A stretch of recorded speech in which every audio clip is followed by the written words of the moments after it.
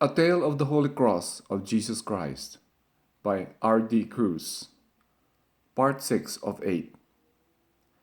One time, while Marcellus was about 5 years old, he became seriously ill. His fever was so high that he was near convulsion. There was only one thing to do, so Narcissus asked John to beg the Blessed Mother to pray to Jesus to implore mercy for their son. John left the very same day to see Mary. Afterwards, Marcellus recovered quickly. He opened his eyes and hugged his mother tightly. Narcissus thought to himself, "Truly Jesus listens to the prayers of his mother." It was the beginning of a new era. The new Emperor Claudius sent an emissary to Ephesus to learn more about the activities of the new religion, about the Christians. Narcissus with his family had to travel to Rome for a personal audience with the father of Rome. Marcellus was still an adolescent child at that time. Upon arrival at the palace of the emperor in Rome, Anamus Caratacus, the Narcissus' old nemesis in Britain, was the first guest to be interviewed, being a prisoner of war. His British army has been totally defeated. Claudius had to decide whether to incarcerate him for life or to crucify him. General Vespasian, accompanying this prisoner with his family, all in chains, recognized Narcissus right away and acknowledged Marcellus and Artemia. There were hugs and handshakes all over.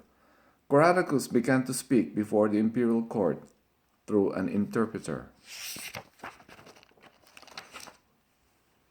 He started, "I, Anamus Caratacus, King of Britain, would like to speak for my people. I harbor no grudge against the Romans, nor will I ever be. But as king of my country, it is my solemn duty to protect my people against any foreign invader, whether Rome or any nation landing in our own soil. We fought bravely and honorably, but alas, we have lost the war. So I come with my wife and children as prisoners.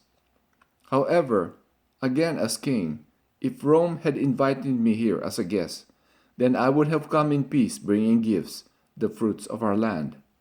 With open arms and no sword in hand, it would have been an honor for me to visit Rome."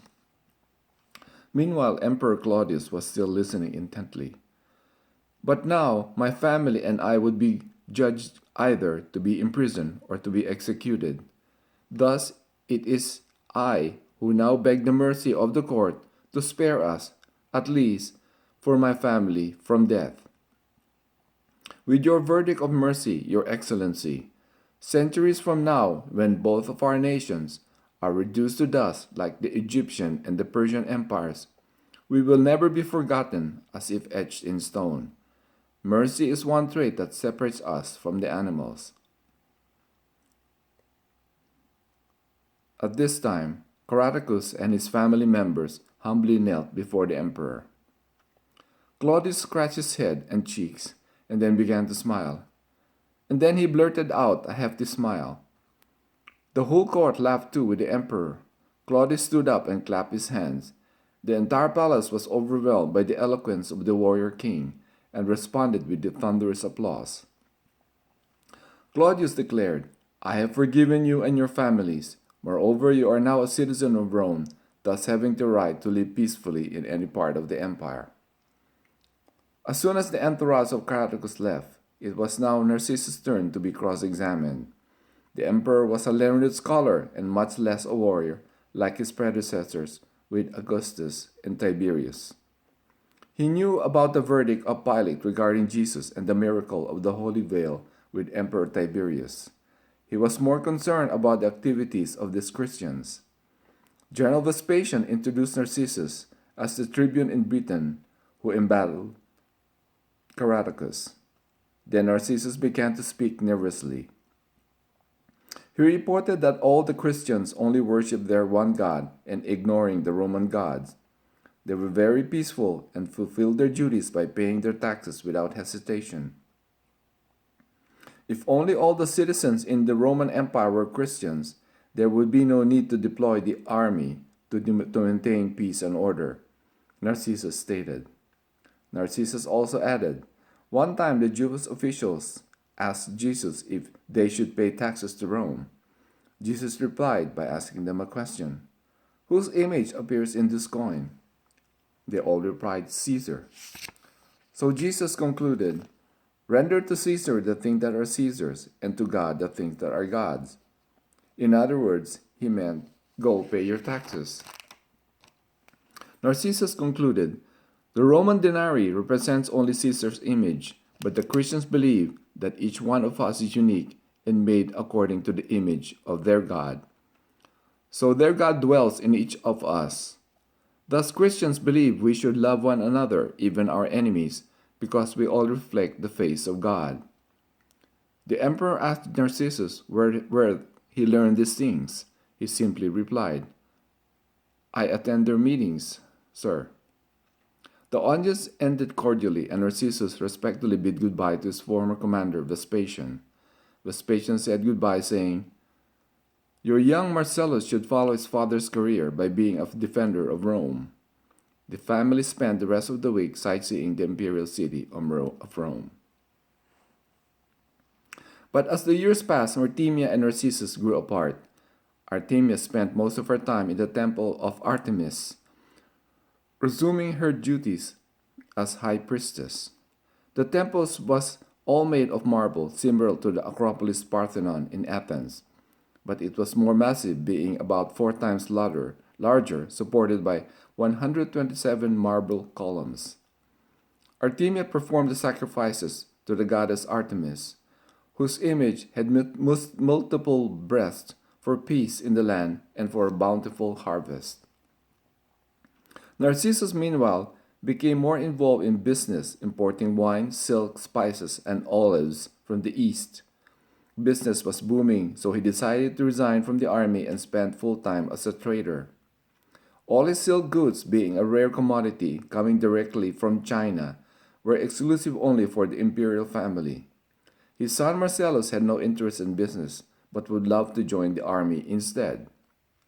So Marcellus followed his father's and ancestors' footsteps. He became a soldier in 66 AD. His first assignment as centurion was to fight the Jews occupying Judea. The fighting was bitter and bloody on both sides. General Vespasian was the overall commander of the Roman army. The Romans feared that the other colonies might emulate what the Jews have done, which could trigger rebellions instantaneously throughout the empire.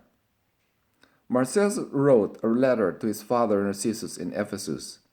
It was delivered by Simon of Cyrene. Narcissus begged Simon to stay and work for him in his store warehouse, since he needed more assistance in his business. Besides, Judea was no longer safe and has turned into a powder keg ready to explode any time. Marcellus wrote to his parents, my dear father and mother, I have been stationed here in Caesarea and preparing my battle group. It is our objective to capture all the seaport cities, including the south city of Joppa, before moving inland. Our morale is high, but I cannot eradicate the fear in my men's eyes. Some of them have families or sweethearts back home. I have not forgotten to pray to our father Zeus for safety, and to beg our protector, the goddess Artemis, for final peace in the land. I hope this will be over and I could come home soon and see you all. With all my love and devotion, your son, Centurion Marcellus Boadicia. After a deluge of battles, it was now 73 AD. The Jewish rebels still held Jerusalem and the temple. Marcellus has been promoted tribune in the army of General Titus. The latter was the son of General Vespasian, whom Narcissus served under the conquest of Britain. General Vespasian was now the new emperor of Rome. But General Titus could not breach the walls of Jerusalem. The only way was to identify the weakest point of any wall and to destroy it so the Roman infantry could storm the city. So General Titus confessed, I could easily break down all the walls, but I want to preserve the temple and convert it into a shrine for Father Zeus." Then Marcellus cautiously opened his mouth in front of the general and his staff. He squeaked softly, "My father has the blueprint plans of the city. He knows all the secrets of the city. He worked closely with King Herod Antipas for the reconstruction of the temple walls. He almost lost his life in this job." Joel Titus exploded. "Well, then get your father here, young man, and right now." So immediately Marcellus left to fetch his father from Ephesus. Father and son reported back to General Titus. The latter immediately recognized the medals in Narcissus' uniform. "This medal was from Pontius Pilate.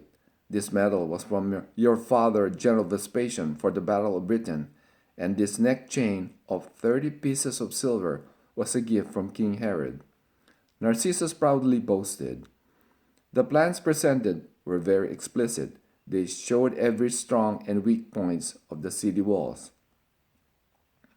With the help of his father's papers for guidance, Marcellus then led one cohort of 500 infantry men and disappeared into the underground water channel under the walls.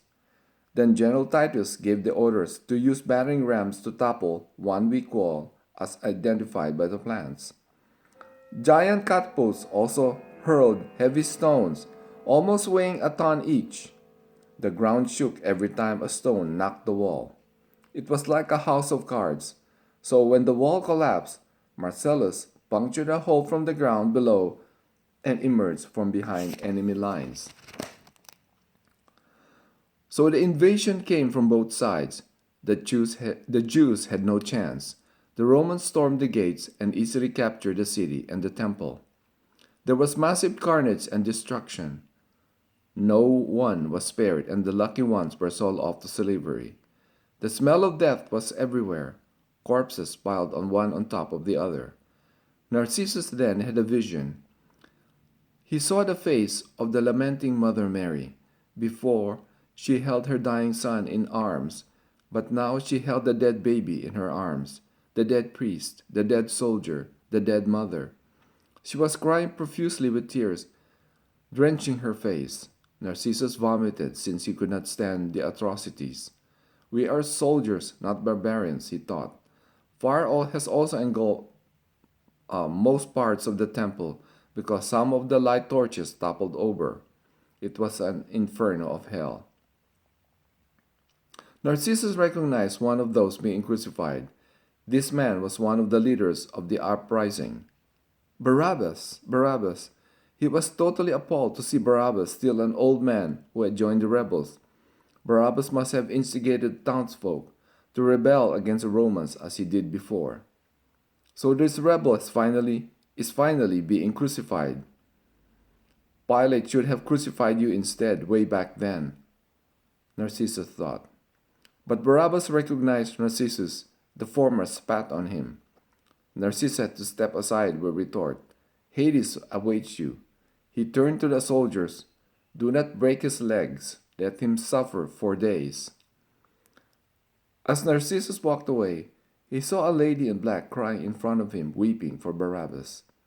The lady resembled the Mother Mary. He stared back at the Barabbas. Narcissus' heart has been softened. He barked at the soldiers. "Give him an honorable burial. He was only fighting for his country. Bury him at the potter's field in the end." Narcissus recalled his encounter with Emperor Claudius, who pardoned the rebel king, Anamus Caractacus. When he turned around, the lady in black was gone. End of part 6 of 8.